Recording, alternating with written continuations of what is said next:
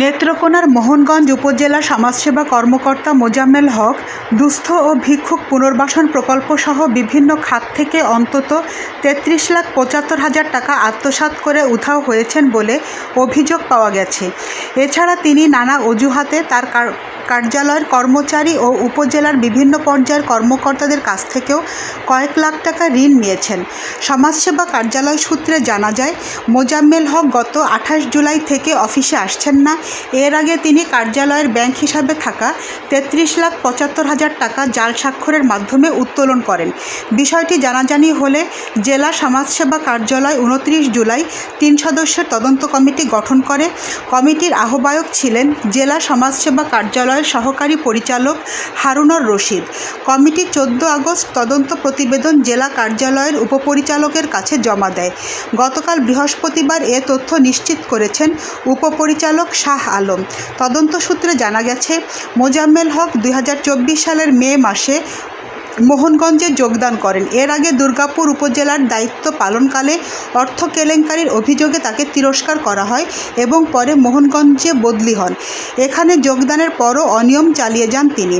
অভিযোগ অনুযায়ী প্রতিবন্ধী শিক্ষা উপবৃত্তির ৪,৭৫,০০০, মাতৃকেন্দ্রের ঋণ কর্মসূচির ৫,১৩,০০০, ভিক্ষুক পুনর্বাসন প্রকল্পের ১,৪০,০০০ এবং ক্ষুদ্র ঋণ কার্যক্রমের ২২,৪৭,০০০ সহ মোট ৩৩,৭৫,০০০ টাকা আত্মসাৎ করেছেন তিনি।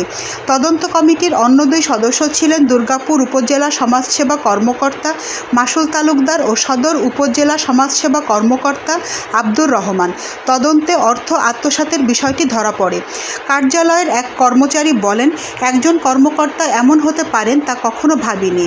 আমাদের সবার কাছ থেকেই তিনি ২ লাখের বেশি টাকা নিয়েছেন। অফিস সহকারী নিজামুল আজাদ বলেন, মোজাম্মেল স্যার ২৭ জুলাই পর্যন্ত অফিস করেছেন, এরপর আর আসেননি।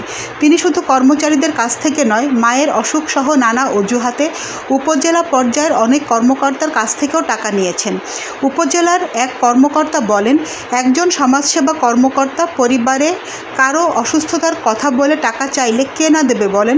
আমিও কয়েক হাজার টাকা দিয়েছি। এখন শুনছি অনেকের কাছ থেকেই তিনি এভাবে কয়েক লাখ টাকা নিয়েছেন। এ বিষয়ে জানতে মোজাম্মেল হকের ব্যবহৃত মুঠোফোন নাম্বারে একাধিকবার কল করা হলেও সেটি বন্ধ পাওয়া গেছে। জেলা সমাজসেবা কার্যালয়ের উপপরিচালক শাহ আলম বলেন, মোজাম্মেল হক ৩৩ লাখ টাকার বেশি অবৈধভাবে অফিসের ব্যাংক হিসাব থেকে তুলেছেন বলে তদন্তে পাওয়া গেছে। ওই প্রতিবেদন অধিদপ্তরে পাঠানো গেছে। সরকারি টাকা আত্মসাৎ করার কোনো উপায় নাই। তার বিরুদ্ধে মামলা হবে, চাকরি যাবে, গ্রেপ্তার হবেন এবং টাকা ফেরত দিতে হবে। এ ব্যাপারে কোনো ছাড় দেওয়া হবে না। নয়নতারা নিউজ, ঢাকা।